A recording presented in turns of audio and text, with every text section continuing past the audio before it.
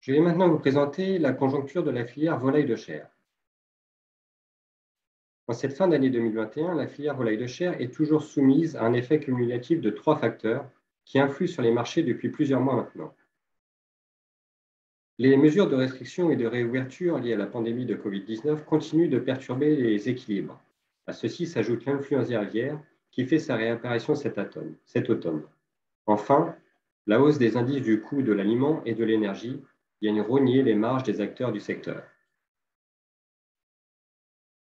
L'influenza aviaire perturbe plus particulièrement le commerce entre les pays européens et les pays tiers, certains d'entre eux ayant décidé de fermer leurs frontières aux produits des pays européens touchés. Sur les 8 premiers mois de l'année, la baisse des exportations françaises vers les pays tiers est de 9%, comparée à la même période de 2020.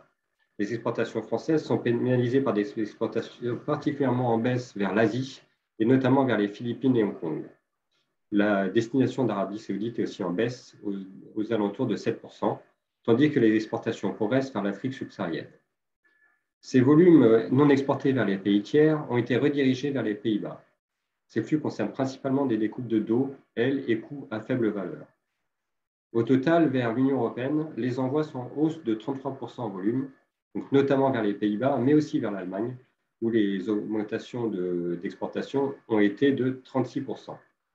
Au total, sur les 8 mois de 2021, le commerce extérieur français en viande de volaille est en hausse, en moyenne de 10% en volume. Au troisième trimestre, le commerce vers les pays tiers commence cependant à reprendre, comme l'illustrent les chiffres des exportations bretonnes, qui est en hausse de 13% sur cette période.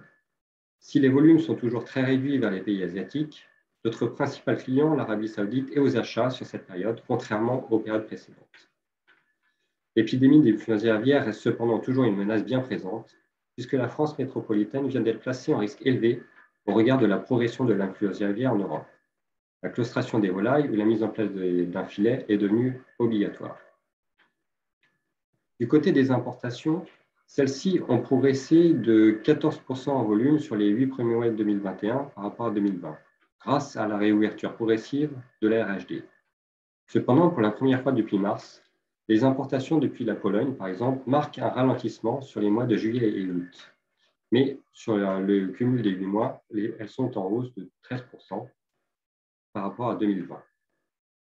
Cette tendance baissière de la Pologne est à mettre en lien avec le niveau relativement important de la période de 2020, mais également par rapport à la situation de la production de volailles en Pologne qui est très affectée par la grippe aviaire.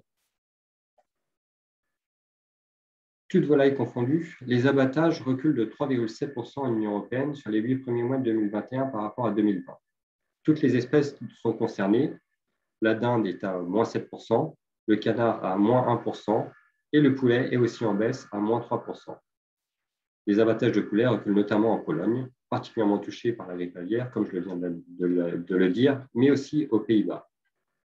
Au niveau français, les abattages de volailles sur 8 mois, les 8 premiers mois de 2021, sont en baisse de 2,9% par rapport à 2020, pour s'établir à un peu plus de 1 million de tonnes équivalent carcasse.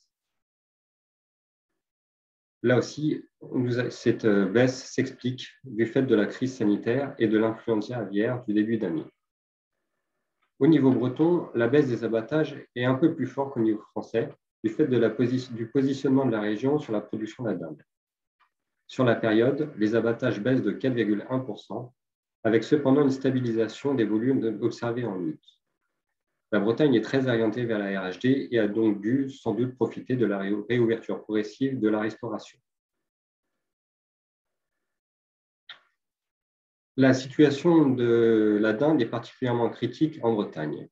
Autrefois fleuron de la production de dinde en France, la Bretagne voit depuis de nombreuses années cette production décliner au fil des ans. 2021 est encore plus marquant, puisque les abattages bretons de dinde s'effondrent de 16% sur les 8 premiers mois de 2021. Baisse de consommation, mais aussi importation toujours plus envahissante, expliquent cette situation. Du côté des coûts de production, l'indice Italie, qui mesure les coûts de l'aliment pour les volailles, est en très forte hausse depuis le début de l'année. Les hausses de l'aliment sont comprises entre 23 et 32% selon les espèces. En plus des prix des céréales, Le cours des acides aminés est en nette progression en octobre, en lien avec une contraction des approvisionnements mondiaux due à une baisse de la production dans les usines chinoises, et aussi du fait d'une forte hausse du coût du transport maritime. Pour les éleveurs de volailles, le post-énergie est aussi un coût fixe très important, et la très forte augmentation du prix du gaz va donc fortement affecter la rentabilité des élevages.